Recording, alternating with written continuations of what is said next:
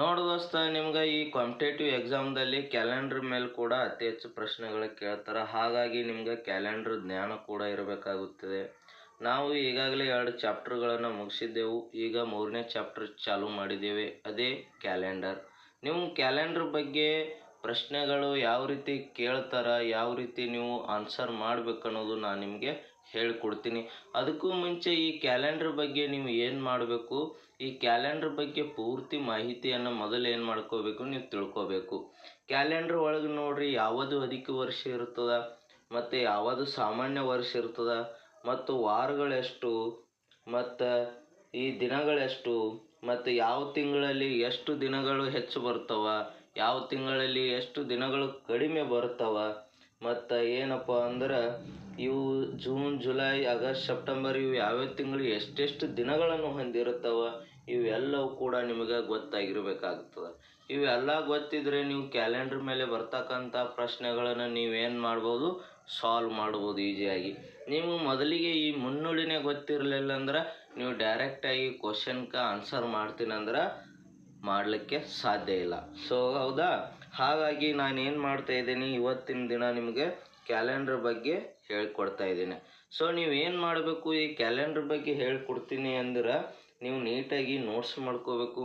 Notes ಮಾಡಿಕೊಂಡು ಏನು ಮಾಡ್ಬೇಕಂದ್ರಪ್ಪ, ಮರಳಿ ಪ್ರಯತ್ನ ಪಡಬೇಕು, ಪ್ರಾಕ್ಟೀಸ್ ಮಾಡಬೇಕು. ಅಂದಾಗ ಮಾತ್ರ ನೀವು ಈ ಕ್ಯಾಲೆಂಡರ್ ಸಮಸ್ಯೆಗಳನ್ನು ಎದುರಿಸೋಕ್ಕೆ ಸಾಧ್ಯ ಆಗ್ತದೆ. ಹೌದಾ, ನೋಡೋಣ ಕ್ಯಾಲೆಂಡರ್ ಮೇಲೆ ಯಾವ ರೀತಿ ನಿಮಗೆ ಪ್ರಶ್ನೆಗಳು ಕೇಳ್ತಾರೆ, ಮತ್ತು ಯಾವ ರೀತಿ ನಿಮಗೆ ಈ ಅಧಿಕ ವರ್ಷ ಯಾವುದು, ಈ ಸಾಮಾನ್ಯ ವರ್ಷ ಯಾವುದು, ಈ ವಾರಗಳು ಎಷ್ಟು ದಿನಗಳು ಹೊಂದಿರ್ತವ, ಈ ತಿಂಗಳುಗಳು ಎಷ್ಟು ದಿನಗಳು ಹೊಂದಿರ್ತವ, ಇದೆಲ್ಲವನ್ನು ಅರಿಯೋಣ ಇವತ್ತಿನ ದಿವಸ. ಮತ್ತು ಅದರ ಜೊತೆಗೆ ಒಂದು 2-3 ಲೆಕ್ಕ ಕೂಡ ಇವತ್ತು ಈ ಕ್ಯಾಲೆಂಡರ್ಗಳ ಬಗ್ಗೆ ನೋಡೋಣ. ಹೌದಾ, ಅರ್ಥ ಆಯ್ತಾ? ಸ್ಟಾರ್ಟ್ ಮಾಡೋಣ.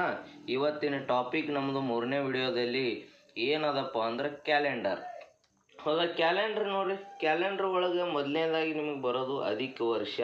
ಹೌದಾ, ಕ್ಯಾಲೆಂಡ್ರಲ್ಲಿ ನಿಮಗೆ ಮೊದಲನೇದಾಗಿ ಬರೋದು ಯಾವುದಪ್ಪ ಅಂದ್ರೆ ಅಧಿಕ ವರ್ಷ.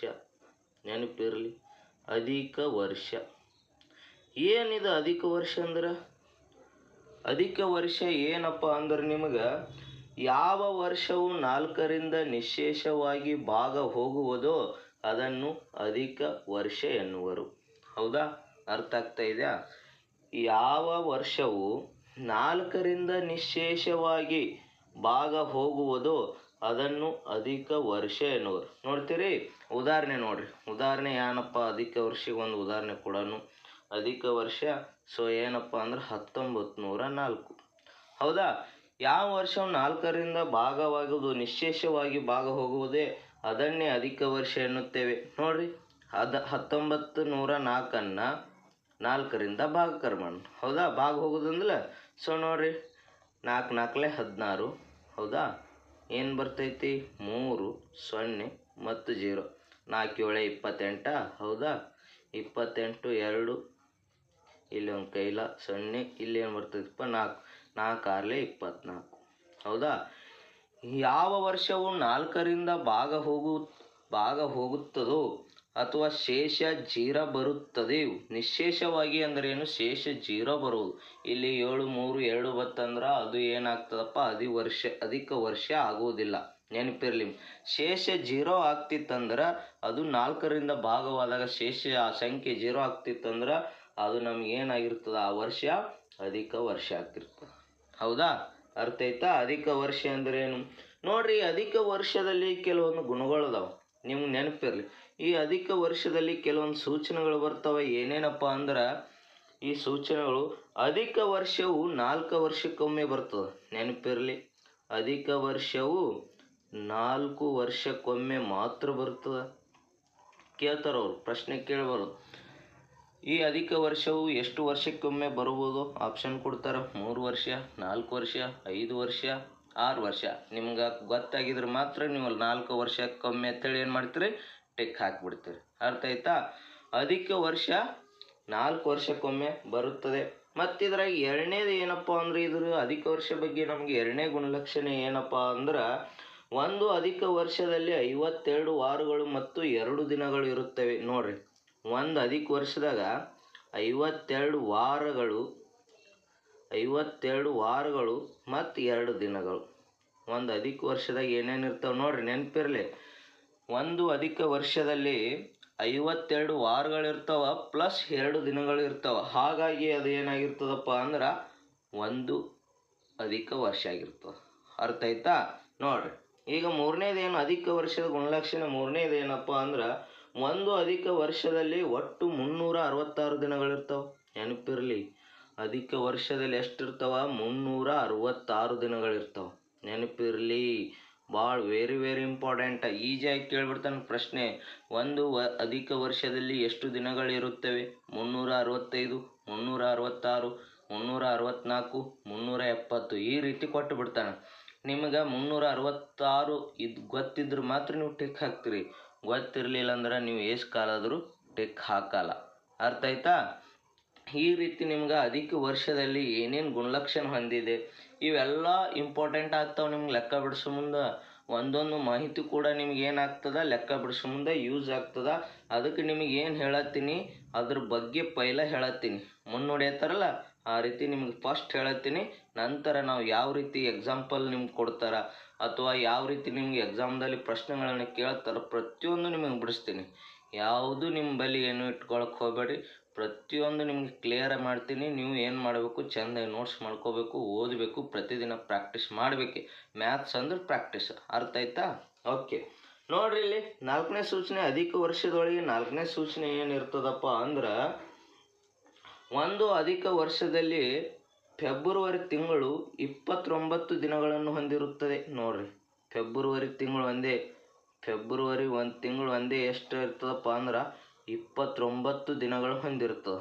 ನೆನಪಿರಲಿ, ಇದನ್ನು ಕೇಳ್ತಾರ, ಯಾವ ತಿಂಗಳು ಒಂದು ಅಧಿಕ ವರ್ಷದಲ್ಲಿ ಹೆಚ್ಚು ದಿನಗಳನ್ನು ಹೊಂದಿರುತ್ತದೆ ಅಂಥೇಳಿ. ಫೆಬ್ರವರಿ ತಿಂಗಳ ಏನಾಗಿರ್ತದ, ಉಳಿದ ಸಾಮಾನ್ಯ ವರ್ಷದಲ್ಲಿ ಇದು ಕೇವಲ 28 ದಿನಗಳು ಮಾತ್ರ ಇರ್ತದೆ.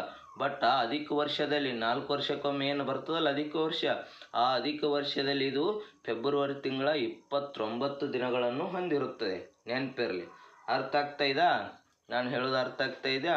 4ರಿಂದ ಯಾವ ವರ್ಷವು ಭಾಗ ಹೋಗುವುದು ನಿಶ್ಶೇಷವಾಗಿ ಅಂದ್ರೆ ಶೇಷ 0 ಬರುವುದಾಗಿ ಅದನ್ನು ನಾವೇನಂತೇವೆ? ಅಧಿಕ ವರ್ಷ ಅಂತೇವೆ. ಅಧಿಕ ವರ್ಷ ನೋಡ್ರಿ, ಅಧಿಕ ವರ್ಷದ ಲಕ್ಷಣಗಳೇನು? 4 ವರ್ಷಕ್ಕೊಮ್ಮೆ ಬರ್ತದೆ ಅಧಿಕ ವರ್ಷ. ಮತ್ತು ಅಧಿಕ ವರ್ಷದಲ್ಲಿ 52 ವಾರಗಳು ಮತ್ತು 2 ದಿನಗಳು ಇರ್ತವ. ಅಧಿಕ ವರ್ಷದಲ್ಲಿ ಒಟ್ಟು ದಿನಗಳು 366 ದಿನಗಳು ಇರ್ತವ. ಅಧಿಕ ವರ್ಷದಲ್ಲಿ ಫೆಬ್ರವರಿ ತಿಂಗಳು 29 ದಿನಗಳನ್ನು ಹೊಂದಿರುತ್ತದೆ. ಹೌದಾ? ಅರ್ಥ ಆಯ್ತಾ? ಅಧಿಕ ವರ್ಷ ಅಂದ್ರೆ ಏನು? ಓಕೆ, ಈಗ ನೋಡ್ರಿ ಸಾಮಾನ್ಯ ವರ್ಷ ನೋಡೋಣ. Ordinary year. ಹೌದಾ? ಸಾಮಾನ್ಯ ವರ್ಷ ಯಾವ ರೀತಿ ಇರ್ತದೆ? ಓಕೆ, ನೋಡ್ರಿ, ಕಾಣಿಸ್ತಾ ಇದೆಯಾ? ಸಾಮಾನ್ಯ ವರ್ಷ, ಸಾಮಾನ್ಯ ವರ್ಷ ಇದಕ್ಕೆ ಇಂಗ್ಲೀಷ್ನಲ್ಲಿ ಏನಂತಾರಪ್ಪ ಅಂದ್ರೆ ಆರ್ಡಿನರಿ ಇಯರ್. ನೋಡ್ರಿ, ಯಾವ ವರ್ಷವು 4ರಿಂದ ನಿಶ್ಶೇಷವಾಗಿ ಭಾಗ ಹೋಗುವುದಿಲ್ಲವೋ ಅದನ್ನೇ ಸಾಮಾನ್ಯ ವರ್ಷ ಎನ್ನುವರು. ಯಾವ ವರ್ಷ 4ರಿಂದ ನಿಶ್ಶೇಷವಾಗಿ ಅಂದ್ರೆ ಶೇಷ 0 ಬರಲ್ಲ, ಮತ್ತೊಂದು ಯಾವುದೋ ಒಂದು ಸಂಖ್ಯೆ ಬರ್ತದ, ಅದಕ್ಕೆ ನಾವು ಏನಂತೇವಪ್ಪ ಅಂದ್ರೆ ಸಾಮಾನ್ಯ ವರ್ಷ ಅಂತೇವು. ನೆನಪಿರಲಿ. ಉದಾಹರಣೆ ನೋಡ್ತೀರಿ ಒಂದು. ಓಕೆ, ನೋಡ್ರಿ, ಈಗ ಉದಾಹರಣೆ ಯಾವುದು? 1905 ಕೂಡ. 1905 ಇದೊಂದು ವರ್ಷದ ಡೇಟ್ ಅಂತ ನೆನ್ಪಿಟ್ಕೋರಿ. ಇದೊಂದು ವರ್ಷ. ಇದು ಅಧಿಕ ವರ್ಷದೋ ಅಥವಾ ಸಾಮಾನ್ಯ ವರ್ಷದಂತ ಚೆಕ್ ಮಾಡ್ಬೇಕಂದ್ರೆ ನೀವು 4ರಿಂದ ಭಾಗ ಮಾಡಬೇಕು.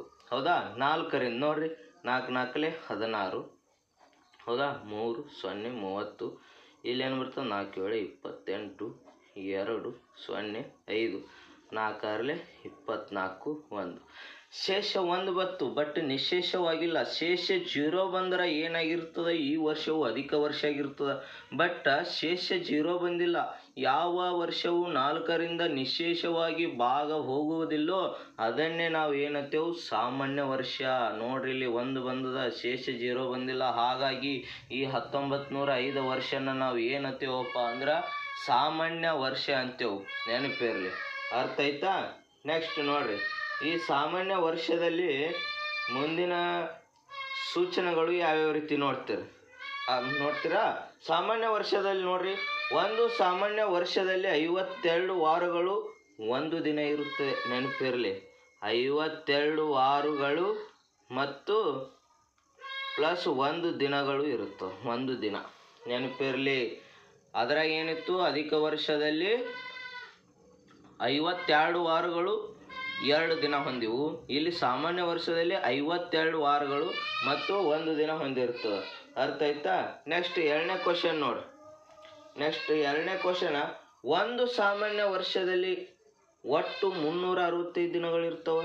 ಇದರೊಳಗೆ ಎಷ್ಟು ದಿನಗಳಿರ್ತಾವೆ ಅಂದ್ರೆ 365 ದಿನಗಳಿರ್ತಾವೆ. ಅದರಲ್ಲಿ ಎಷ್ಟಿತ್ತು, ಅಧಿಕ ವರ್ಷದಲ್ಲಿ 366 ದಿನಗಳು ಹೊಂದಿವು. ನೆಕ್ಸ್ಟ್ 3ನೇ ಸೂಚನೆ ನೋಡ್ರಿ. ಒಂದು ಸಾಮಾನ್ಯ ವರ್ಷದಲ್ಲಿ ಫೆಬ್ರವರಿ ತಿಂಗಳು 28 ದಿನಗಳು ಹೊಂದಿರ್ತದ. ಅಲ್ಲಿ ಅಧಿಕ ವರ್ಷದಲ್ಲಿ ಫೆಬ್ರವರಿ ಎಷ್ಟು ಹೊಂದಿತ್ತಪ್ಪ ಅಂದ್ರೆ ನಿಮ್ಗೆ 29 ಹೊಂದಿತ್ತು. ಇಲ್ಲಿ ಸಾಮಾನ್ಯ ವರ್ಷದಲ್ಲಿ 28 ದಿನಗಳು ಹೊಂದಿರ್ತದೆ. ನೆನಪಿರ್ಲಿ ನೋಡ್ರಿ, 28 ದಿನಗಳು. ಇಷ್ಟೇ ಅಧಿಕ ವರ್ಷ ಮತ್ತು ಸಾಮಾನ್ಯ ವರ್ಷಕ್ಕಿರ್ತಕ್ಕಂಥ ಡಿಫ್ರೆನ್ಸ ಇಷ್ಟು. ಅರ್ಥ ಆಯ್ತಾ? ಅಧಿಕ ವರ್ಷ ಸಾಮಾನ್ಯ ವರ್ಷ ಹೆಂಗಿರ್ತೈತಂತ ನೆನಪಿರ್ಲಿ. ಇವು ಪ್ರತಿಯೊಂದು ಮಾಹಿತಿ ನಿಮಗೆ ನೆನಪಾದಾಗ ಮಾತ್ರ ಪ್ರತಿಯೊಂದು ಲೆಕ್ಕ ಬಿಡ್ಸೋಕೆ ಈಜಿ ಆಗ್ತದೆ ಕ್ಯಾಲೆಂಡರ್ ಮ್ಯಾಗ. ಸೊ ನಿಮಗೆ ಬೇಸಿಕೇ ಗೊತ್ತಿರಲಿಲ್ಲ ಅಂದ್ರೆ ನೀವು ಹೆಂಗೆ ಬಿಡಿಸ್ತೀರಿ? ಅಧಿಕ ವರ್ಷ ಯಾವುದು, ಸಾಮಾನ್ಯ ವರ್ಷ ಯಾವುದು, ಸಾಮಾನ್ಯ ವರ್ಷದಾಗ ವಾರಗಳು ಎಷ್ಟಿರ್ತಾವ, ಅಧಿಕ ವರ್ಷದಾಗ ವಾರಗಳು ಎಷ್ಟಿರ್ತಾವ, ಫೆಬ್ರವರಿ ತಿಂಗಳು ಎಷ್ಟು ದಿನಗಳು ಹೊಂದಿರ್ತದೆ ಅಧಿಕ ವರ್ಷದಾಗ, ಸಾಮಾನ್ಯ ವರ್ಷದಾಗ ಫೆಬ್ರವರಿ ತಿಂಗಳು ಎಷ್ಟು ದಿನ ಹೊಂದಿರ್ತದೆ ಅಂತ ಇದೇ ನಿಮ್ಗೆ ಅರ್ಥ ಇರಲಿಲ್ಲ ಅಂದ್ರೆ ನಿಮಗೆ ಬಿಡ್ಸಕ್ಕೆ ಬರಲ್ಲ ಯಾವುದೇ ಪ್ರಾಬ್ಲಮ್. ಹೌದಾ? ಅರ್ಥ ಆಯ್ತಾ? ಕ್ಯಾಲೆಂಡರ್ ಬಗ್ಗೆ ಇಷ್ಟು ನೀವು ತಿಳ್ಕೊಂಡಾಗ ಮಾತ್ರ ನಿಮ್ಗೆ ಏನಾಗ್ತೈತೆ, ಲೆಕ್ಕ ಬಿಡ್ಸಕ್ಕೆ ಸಾಧ್ಯ. ಓಕೆ, ನೋಡೋಣ ಮುಂದಿಂದು. ಓಕೆ, ಈಗ ದಿನಗಳು ನೋಡೋಣ. ದಿನಗಳು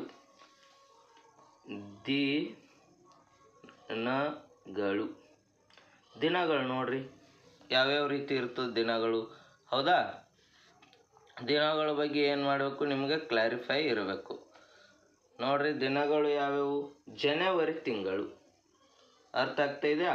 ಜನವರಿ ತಿಂಗಳುಗಳು ಎಷ್ಟಿರ್ತಾವೆ ನಮಗಪ್ಪ ಅಂದ್ರೆ 12 ಇರ್ತಾವೆ. ಇದು ಕೂಡ ಏನು ಮಾಡಬೇಕು, ನಿಮ್ಗೆ ನೆನಪಿರಬೇಕು, ತಿಂಗಳುಗಳು 12 ಇರ್ತಾವೆ ಅಂತೇಳಿ. ಹೌದಾ? ನೋಡ್ರಿ ಜನವರಿ ತಿಂಗಳು ಎಷ್ಟು ದಿನಗಳನ್ನು ಹೊಂದಿದೆ? 31 ದಿನಗಳು. ನೆನಪಿರಬೇಕು ಇವೆಲ್ಲ ಎಷ್ಟೆಷ್ಟು ದಿನಗಳು ಹೊಂದಿದ್ದೇವೆ ಅಂದ್ರೆ ಮಾತ್ರ ನಿಮ್ಗೆ ಏನಾಗ್ತದ, ಲೆಕ್ಕ ಬಿಡ್ಸೋಕೆ ಈಜಿ ಆಗ್ತದ.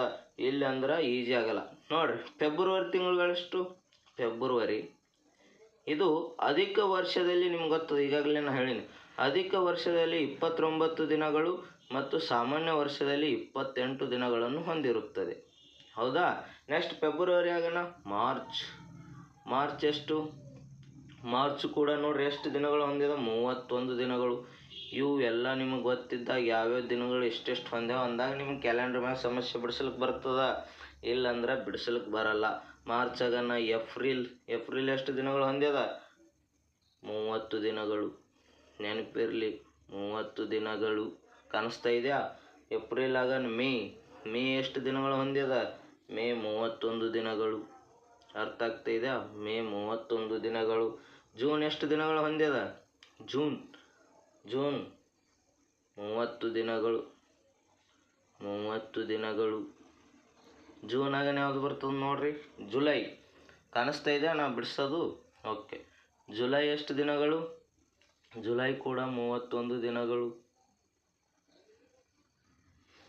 ಆಗಸ್ಟ್ ನೋಡ್ರಿ, ಇಲ್ಲಿ ಒಂದೇನಪ್ಪ ಅಂದ್ರೆ ಈ ಆಗಸ್ಟ್ ಮತ್ತು ಜುಲೈ ಎರಡೂ ಕೂಡ ಏನಾಗಿರ್ತದೆ ಅಂದ್ರೆ ಸೇಮ್ ದಿನಗಳು ಹೊಂದಿರ್ತಾವೆ. ಆಗಸ್ಟ್ ಮತ್ತು ಜುಲೈ 31 ದಿನಗಳು. ನೆನಪಿದ್ದಾಗ ಮಾತ್ರ ಕ್ಯಾಲೆಂಡರ್ ಸಮಸ್ಯೆ ಬಿಡ್ಸಕ್ಕೆ ಬರ್ತದ, ಇಲ್ಲಂದ್ರೆ ಬರಲ್ಲ. ಸೆಪ್ಟೆಂಬರ್ ತಿಂಗಳು ನೋಡ್ರಿ 30 ದಿನಗಳು. ಈ ರೀತಿ ನೀವು ಒಂದು ಕಡೆ ಬರೆದು ಇಟ್ಕೋಬೇಕು ನೋಟ್ಸ್ತಮ್ಮ. ಅವಾಗ ನಿನ್ಗೆ ಏನಾಗ್ತದೆ, ಕ್ಯಾಲೆಂಡರ್ ಸಮಸ್ಯೆ ಈಸಿ ಆಗ್ತದೆ. ಹೌದಾ? ಅಕ್ಟೋಬರ್ ತಿಂಗಳೆಷ್ಟು? 31 ದಿನಗಳು ಹೊಂದಿರುತ್ತದೆ. 31 ದಿನಗಳು. ಅದಾಗನೇ ಯಾವುದು? ನವೆಂಬರ್. ಇದು ಎಷ್ಟು ಹೊಂದಿರ್ತದೆ? ಇದು 30 ದಿನಗಳು. ಕಾಣಿಸ್ತಾ ಇದೆ ನಾವು ಬರೆಯೋದು? ನವೆಂಬರ್ ಆಗನೇ ಯಾವುದು? ಡಿಸೆಂಬರ್ ತಿಂಗಳು. ಇದು ಎಷ್ಟು ಹೊಂದಿರ್ತದೆ? 31 ದಿನಗಳು. ನೆನಪಿರಲಿ ನಿಮ್ಗೆ ಯಾವ್ಯಾವ ತಿಂಗಳುಗಳು ಎಷ್ಟೆಷ್ಟು ದಿನಗಳು ಹೊಂದಿರ್ತಾವೆ ಅಂಥೇಳಿ ನಿಮ್ಗೆ ನೆನಪಿರಬೇಕು. ಜನವರಿ 31 ದಿನಗಳು, ಫೆಬ್ರವರಿ 29 ಅಥವಾ 28 ದಿನಗಳು, ಮಾರ್ಚ್ 31 ದಿನಗಳು, ಏಪ್ರಿಲ್ 30 ದಿನಗಳು, ಮೇ 31 ದಿನಗಳು, ಜೂನ್ 30 ದಿನಗಳು, ಜುಲೈ ಆಗಸ್ಟ್ ಎರಡೂ ಕೂಡ ಸೇಮ್ 31 ದಿನಗಳು, ಸೆಪ್ಟೆಂಬರ್ 30 ದಿನಗಳು, ಅಕ್ಟೋಬರ್ 31 ದಿನಗಳು, ನವೆಂಬರ್ 30 ದಿನಗಳು, ಡಿಸೆಂಬರ್ 31 ದಿನಗಳು. ನೀವು ಏನು ಮಾಡಬೇಕು, ಇವೆಲ್ಲ ದಿನಗಳು ಯಾವ್ಯಾವ ತಿಂಗಳಲ್ಲಿ ಎಷ್ಟೆಷ್ಟು ದಿನಗಳನ್ನು ಬರ್ತಾವಂದ್ರೆ ನೆನಪಿಟ್ಕೊಂಡ್ರೆ ನಿಮ್ಗೆ ಕ್ಯಾಲೆಂಡರ್ ಸಮಸ್ಯೆ ಬಿಡ್ಸಕ್ಕೆ ಈಜಿ ಆಗ್ತದೆ. ಬಟ್ ಜಾಸ್ತಿ ನೆನಪಿಟ್ಕೊಳ್ಳೋದು ಏನಪ್ಪ ಅಂದ್ರೆ ಇದು ಫೆಬ್ರವರಿ ಏನು ಮಾಡ್ತದಪ್ಪ, 4 ವರ್ಷಕ್ಕೊಮ್ಮೆ ಅಧಿಕ ವರ್ಷದಲ್ಲಿ ಇದು 29 ದಿನಗಳು ಹೊಂದಿರ್ತದೆ ಮತ್ತು ಸಾಮಾನ್ಯ ವರ್ಷದಲ್ಲಿ ಇದು ಏನಾಗಿರ್ತದೆ 28 ದಿನಗಳನ್ನು ಹೊಂದಿರ್ತದೆ. ಹೌದಾ? ಅರ್ಥ ಆಯ್ತಾ? ನಾ ಹೇಳ್ತಾ ಇರ್ತ ಕ್ವಶನ್ ನಿಮ್ಗೆ ಅರ್ಥ ಆಗ್ಯದ ಅಂತ ಅಂದ್ಕೊಂಡಿದ್ದೀನಿ. ನೆಕ್ಸ್ಟ್ ನೋಡೋಣ್ರಿ, ಇದ್ರ ಮ್ಯಾಗ ನಿಮಗೆ ಯಾವ ರೀತಿ ಪ್ರಶ್ನೆ ಕೇಳ್ತಾರೆ ಅಂತೇಳಿ ನೋಡೋಣ. ಒಂದು ಉದಾಹರಣೆ ನೋಡೋಣ. ಇವತ್ತು 2 ಲೆಕ್ಕ ನೋಡೋಣ. ಮುಂದಿನ ಲೆಕ್ಕ ನಾಳೆ ವಿಡಿಯೋದಲ್ಲಿ ನೋಡಾಕತ್ತೀರಿ. ಓಕೆ, ಒಂದು ಲೆಕ್ಕ ನೋಡೋಣ್ರ. ಏನು ಕೊಟ್ಟನಪ್ಪ 1ನೇ ಲೆಕ್ಕ ಅಂದ್ರೆ ನೋಡ್ರಿ, ಆಗಸ್ಟ್ 1ನೇ ತಾರೀಕು ಕಾಣಿಸ್ತಾ ಇದೆಯಾ? ಓಕೆ, ಆಗಸ್ಟ್ 1ನೇ ತಾರೀಕು ಕಾಣಿಸ್ತಾ? ಆಗಸ್ಟ್ 1ನೇ ತಾರೀಕು ಸೋಮವಾರವಾದರೆ, ಆಗಸ್ಟ್ 1ನೇ ತಾರೀಕ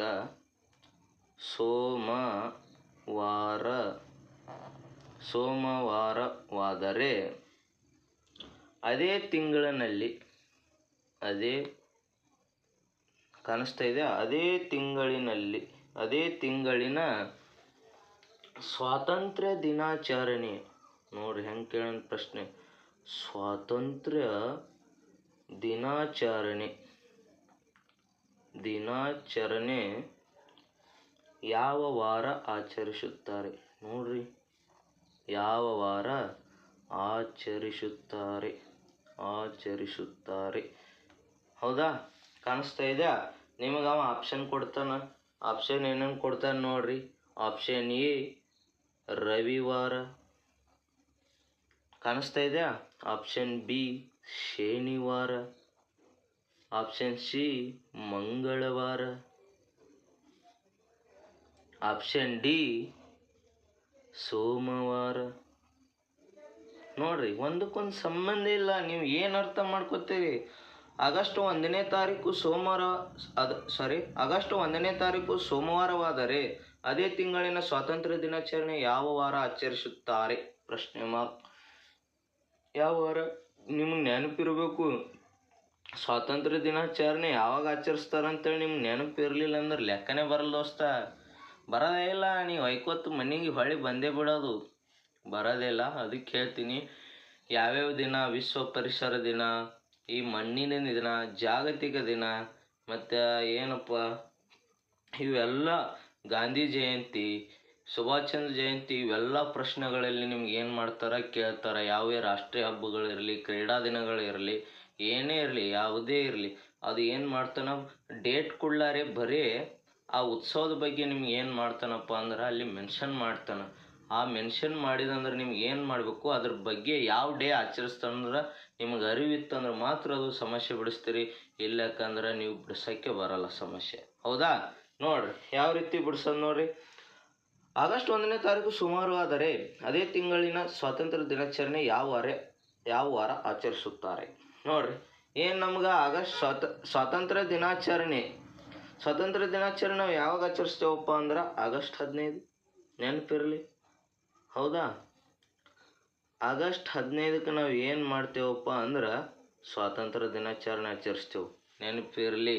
ಆಗಸ್ಟ್ 15ಕ್ಕೆ ನಾವು ಸ್ವಾತಂತ್ರ್ಯ ದಿನಾಚರಣೆ ಆಚರಿಸ್ತೀವಂದ್ರೆ ನೀವು ಏನು ಮಾಡಬೇಕಪ್ಪ ಅಂದ್ರೆ ಇದ್ರೊಳಗೆ ಆಗಸ್ಟ್ 15 ಅಂದ್ರೆ ಆಲ್ರೆಡಿ ಅವ್ನು ಕೊಟ್ಟುಬಿಟ್ಟನ ಆಗಸ್ಟ್ 1ನೇ ತಾರೀಕು ಸೋಮವಾರ ಅಂತೇಳಿ. ಆ 1ನೇ ತಾರೀಕು ಆಗಸ್ಟ್ 15 ನೀವು ಏನು ಮಾಡಬೇಕು, 1 ಮೈನಸ್ ಮಾಡಬೇಕು. 15 - 1 = 14 ಬರ್ತದೆ. ಅರ್ಥ ಆಯ್ತಾ? 14 ಬಂತು. 14ಅನ್ನು ನೀವು ಏನು ಮಾಡಬೇಕು, 7ರಿಂದ ಭಾಗಿಸಬೇಕು. ನೆನಪಿರಲಿ, ವಾರಗಳು ಎಷ್ಟು ಇರ್ತಾವ? 7. 7 ಯಾಕೆ ತೋತೇವಂದಪ್ಪ ನೋಡಿಲಿ. ಈ 14ಅನ್ನು ನಾವು ಏನು ಮಾಡ್ತೇವಪ್ಪ ಅಂದ್ರೆ 7ರಿಂದ ಭಾಗಿಸ್ತೇವೆ. ಈ 7 ನಾವು ಯಾಕೆ ತೊಗೊಂಡೇವಪ್ಪ ಅಂದ್ರೆ ವಾರಗಳು ಕೇಳ್ಯಾರಿಲ್ಲ. ವಾರಗಳು ಎಷ್ಟು ಇರ್ತಾವ? 7 ವಾರಗಳು ಇರ್ತಾವಿಲ್ಲ. ಸಾರಿ 7 ದಿನಗಳಿಗೆ ಒಂದು ವಾರ ಆಗ್ತದಿಲ್ಲ, ನಿಮ್ಗೆ ನೆನಪಿರ್ಬೇಕು. ವಾರಗಳು ಎಷ್ಟು? 7. ಹಾಗಾಗಿ ನಾವಿಲ್ಲಿ 7 ತೊಗೊಂಡಿದ್ದೇವೆ ನೋಡ್ರಿ. 7 2 14, ಶೇಷ 0. ಇಲ್ಲಿ ನೋಡ್ರಿ ಶೇಷ ಎಷ್ಟು ಬರ್ತದ? ಶೇಷ 0 ಬಂದ್ರೆ ಯಾವ ವಾರ ಲೆಕ್ಕನಲ್ಲಿ ಕೊಟ್ಟಿರ್ತಾನ ಅದೇ ವಾರ ಆನ್ಸರ್ ಆಗ್ತದ. ಆದ್ದರಿಂದ ಶೇಷ 0 ಬಂದಿದ್ದರಿಂದ ನಮ್ಗೆ ಏನಾಗ್ತದ? ಸೋಮವಾರ ಆನ್ಸರ್ ಆಗ್ತದೆ. Option D correct. ಅರ್ಥ ಆಯ್ತಾ? ಶೇಷ 0 ಬಂದ್ರೆ ನಮ್ಗೆ ಯಾವ ವಾರ ಕೊಟ್ಟಿರ್ತಾನೆ ನೋಡು ಅದೇ ವಾರ ಏನಾಗಿರ್ತದಪ್ಪ ಅಂದ್ರೆ ಆನ್ಸರ್ ಆಗಿರ್ತದೆ. ನೆನಪಿರಲಿ. ಒಂದು ವೇಳೆ ಶೇಷ ಕೊಟ್ಟಿಲ್ಲಪ್ಪ, ಇಲ್ಲಿ ಶೇಷ 1 ಬತ್ತು. ಶೇಷ 1 ಬಂತು ಅನ್ಕೋರಿ. ಇಲ್ಲಿ ಶೇಷ 1 ಬತ್ತಂದ್ರೆ ಕೊಟ್ಟಂಥ ವಾರಕ್ಕಿಂತ ಅವನು ನೋಡ್ರಿ ಇಲ್ಲಿ ಆಗಸ್ಟ್ 1ದಾಗ ನಾ ಆಗಸ್ಟ್ 15 ಕೇಳೋಣ. ಆಗಸ್ಟ್ 15 ಯಾವ ಬರ್ತದೆ? ಮುಂದ್ಗಡೆ ಬರ್ತದಿಲ್ಲ. ಇಲ್ಲಿ ಶೇಷ 1 ಬತ್ತಂದ್ರೆ ಆ 1 ದಿನ ಬಿಟ್ಟು ಮುಂದೆ ಹೋಗಬೇಕು, ನೆಕ್ಸ್ಟ್ ಆ ವಾರ ಆಗಿರ್ತದೆ. ನೆನಪಿರಲಿ, ಶೇಷ ಮೇಗೆ ನಾವು ವಾರಗಳ ಕಂಡು ಹಿಡ್ಲಿಕ್ಕೆ ಸಾಧ್ಯ. ಅರ್ಥ ಆಯ್ತಾ? ಅದೇ ಶೇಷ 1 ಬಂದಿತ್ತಂದ್ರೆ ನೋಡ್ರಿ, ಶೇಷ 1 ಬಂದಿತ್ತಂದ್ರೆ ಸೋಮವಾರ. ಶೇಷ 1 ಬಂದಿತ್ತಂದ್ರೆ ಸೋಮವಾರ ಬಿಟ್ಟು ನೆಕ್ಸ್ಟ್ ಯಾವ ಡೇ? ಮಂಗಳವಾರ ಆನ್ಸರ್ ಆಗ್ತದ. ಅದೇ ಇದು ಏನು ಕೊಟ್ಟನಪ್ಪ ನೋಡಿ, ಇಲ್ಲಿ ಆಗಸ್ಟ್ 15 ಕೊಟ್ಟು ಇಲ್ಲಿ ಆಗಸ್ಟ್ 1 ಕೊಟ್ಟಿದಂದ್ರೆ ಉಲ್ಟಾ ಹಿಂದ್ಗಡೆ ಕೊಟ್ಟಿದಂದ್ರೆ ಇಲ್ಲಿ ಶೇಷ 2 ಬಂದಿತ್ತಂದ್ರೆ ನೀವು ಏನು ಮಾಡಬೇಕು? ಕೊಟ್ಟಂಥ ವಾರಗಡದಿಂದ ಹಿಂದ್ಗಡೆ 2 ದಿನ ಹೋಗಬೇಕು. ಆವಾಗ ನಿಮ್ಗೆ ಏನು ಸಿಗ್ತದ? ಪರ್ಟಿಕ್ಯುಲರ್ ಆಗಿ ಆ ವಾರ ಸಿಗ್ತದ. ನೀವು ಏನು ಮಾಡ್ತೀರಿ ಇದ್ರ ಬಗ್ಗೆ ಹೆಚ್ಚಿನ ಲೆಕ್ಕಗಳು ನೀವು ನಾಳಿನ ವಿಡಿಯೋದಲ್ಲಿ ನೋಡ್ರಿ. ಇವತ್ತು ನಾನು ನಿಮಗೆ ಕ್ಯಾಲೆಂಡ್ರ್ ಯಾವ ರೀತಿ ಇರ್ತದಂತ ತಿಳಿಸ್ಕೊಡ್ತಾ ಇದ್ದೀನಿ. ನೀವು ನಾಳಿನ ವಿಡಿಯೋಗಳನ್ನು ಗಮನಿಸಿದ್ರೆ ನಿಮಗೆ ಪೂರ್ತಿ ಮಾಹಿತಿ ಗೊತ್ತಾಗ್ತದೆ. ಯಾವ ರೀತಿ ಪ್ರಶ್ನೆಗಳನ್ನು ಕೇಳ್ತಾರ, ಯಾವ್ಯಾವ ವೆರೈಟಿ ಕೇಳ್ತಾರ, ಮತ್ತು ಇನ್ನು ಒಳಗೆ ಆಗಸ್ಟದಲ್ಲಿ ಕೇಳಿದ್ರೆ ಮುಂದಿನ ವರ್ಷನ ಕೇಳ್ತಾನೆ. ಆವಾಗ ಯಾವ ವಾರ ಬರ್ತದಂತ ಅದು ಕಂಡು ಹಿಡಿಯೋದು ಒಂದು ಸ್ವಲ್ಪ ಏನಿಸ್ತಾರ ಲೆಂದಿ ಪ್ರೊಸೆಸ್ ಅದ. ನಿಮ್ಗೆ ಈಸಿಯಾಗಿ ಹೇಳ್ಕೊಡ್ತೀನಿ, ನೋಡೋಣ. ಅರ್ಥ ಆಯ್ತಾ? ಇವತ್ತೊಂದು ಲೆಕ್ಕ ನಮ್ಗೆ ತಿಳಿಸೀನಿ. ಇನ್ನೊಂದು ಏನಪ್ಪ ಅಂದ್ರೆ ಕ್ಯಾಲೆಂಡರ್ ಮ್ಯಾಗ ಇನ್ನೊಂದು ಥರ ಎಕ್ಸಾಮ್ ಕೇಳ್ತಾನೆ. ಎಷ್ಟು ಅದು ಭಾಳ ಈಸಿಯಾಗಿ ಕೇಳ್ತಾನೆ. ಆದರೂ ಕೂಡ ನೀವು ಏನು ಮಾಡ್ತೀರಿ, ಎಕ್ಸಾಮ್ದಲ್ಲಿ ತಪ್ಪು ಹಾಕಿ ಬರೋ ಸಾಧ್ಯತೆಗಳು ಇರ್ತವೆ. ಅರ್ಥ ಆಯ್ತಾ? ನೋಡ್ರಿ, ನೆಕ್ಸ್ಟ್ ಅವ ಯಾವ ರೀತಿ ಪ್ರಶ್ನೆ ಕೇಳ್ತಾನಂದ್ರೆ ನಿಮ್ಗೆ ನಿನ್ನೆ ನೋಡ್ರಿ ಇಲ್ಲಿ 2ನೇ ಲೆಕ್ಕ ಯಾವ ರೀತಿ ಪ್ರಶ್ನೆ ಕೇಳ್ತಾನ. ನಿನ್ನೆ ಶುಕ್ರವಾರ ಅದರಿ. ನಿನ್ನೆ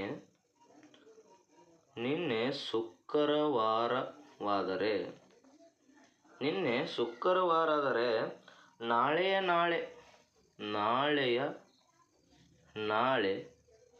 ಯಾವ ವಾರ? ಅರ್ಥ ಆಗ್ತಾ ಇದೆ ಯಾರಿಗಾರೆ? ನಾಳೆ ಯಾವ ವಾರ? ಆಪ್ಷನ್ ಎ ಕೊಟ್ಟಾನ, ಶನಿವಾರ ಕೊಟ್ಟಾನ. ಆಪ್ಷನ್ ಬಿ ಕೊಟ್ಟಾನ, ರವಿವಾರ. ಆಪ್ಷನ್ ಸಿ ಕೊಟ್ಟಾನ, ಸೋಮವಾರ. ಅರ್ಥ ಆಗ್ತಾ ಇದೆಯಾ?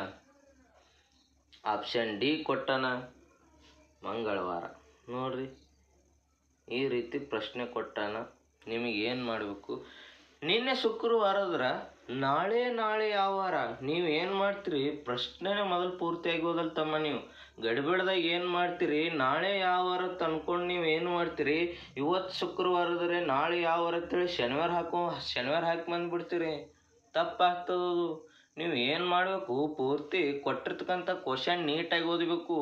ಯಾರು ಕ್ವಶನ್ ನೀಟಾಗಿ ಓದ್ತಾರ ಅರ್ಧ ಲೆಕ್ಕ ಬಿಡಿಸ್ದಂಗೆ. ನೆನಪಿರಲಿ, ಯಾರು ನೀಟಾಗಿ ಓದಿ ಕೊಟ್ಟಂಥದ್ದು ನೀಟಾಗಿ ಬರ್ಕೋತಾರಲ್ಲ ಅವರು ಅರ್ಧ ಲೆಕ್ಕ ಬಿಡಿಸ್ದಂಗೆ. ಇನ್ನೆಷ್ಟು ಆನ್ಸರ್ ಅಷ್ಟೇ ಹಾಕೋದು ಬಾಕಿ ಇರ್ತದವರು. ನೆನಪಿರಲಿ, ಮೊದಲು ಕೊಟ್ಟಿರ್ತಕ್ಕಂಥ ಪ್ರಶ್ನೆಗಳು ಯಾವ ರೀತಿ ಕೇಳಿರ್ತಾನಂತೇಳಿ ನಿಮ್ಮ ತಲೆಯಾಗ ಐಡಿಯಾ ಇರಬೇಕು. ಆಮ್ಯಾಗ ನೀವು ಬಿಡಿಸೋ ಪ್ರಯತ್ನ ಮಾಡಬೇಕು. ಸಡನ್ನಾಗಿ ನೀವು ಏನು ಮಾಡಬಾರ್ದು, ಕಾಂಪಿಟೇಷನ್ ಎಕ್ಸಾಮ್ದಾಗ ಸಡನ್ನಾಗಿ ಟಿಕ್ ಯಾವತ್ತೂ ಮಾಡೋಕ್ಕೆ ಹೋಗಬಾರ್ದು. ಯೋಚನೆ ಮಾಡಬೇಕು. ಅರ್ಥ ಆಗ್ತದಾ?